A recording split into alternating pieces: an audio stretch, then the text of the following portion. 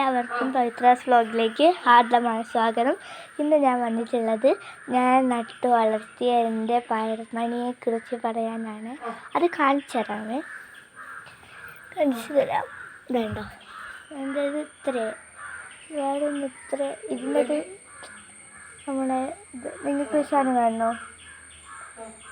Okay, ഇപ്പോൾ കാണിച്ചു തരാം. ഒരു സ്ഥലത്തേക്ക് വെക്കാം, എന്നാലേ നിങ്ങൾക്ക് കറക്റ്റായിട്ട് കാണുള്ളൂ.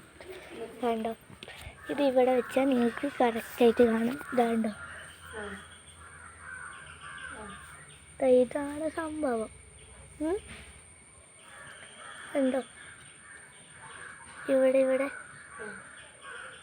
ഇവിടെ നിറച്ച് മണ്ണൊക്കെ ആക്കിയിട്ടുണ്ട്. ഇതുണ്ടോ, ഇതതിൻ്റെ വിത്താണ്.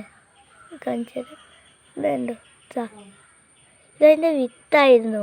ഇത് കുറച്ച് വളർന്നപ്പോഴേക്കും ഈ വിത്തില്ലേ, ഈ വിത്ത് അത് വീണുപോയി.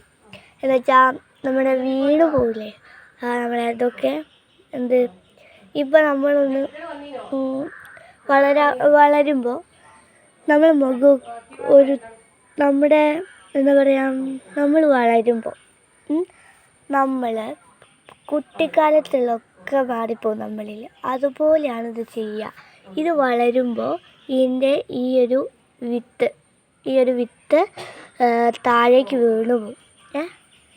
അതപ്പം ഇത് ഞാൻ ചെയ്തത് എന്തിനാണെന്ന് വെച്ചാൽ 4ാം ക്ലാസ്സിൽ ഞങ്ങൾക്ക് ബീജമൂലം, ബീജശേഷം എന്നിവ പഠിക്കാനുണ്ട്. അതുകൊണ്ട് അതിന് വേണ്ടി ചെയ്തതാണ് കേട്ടോ.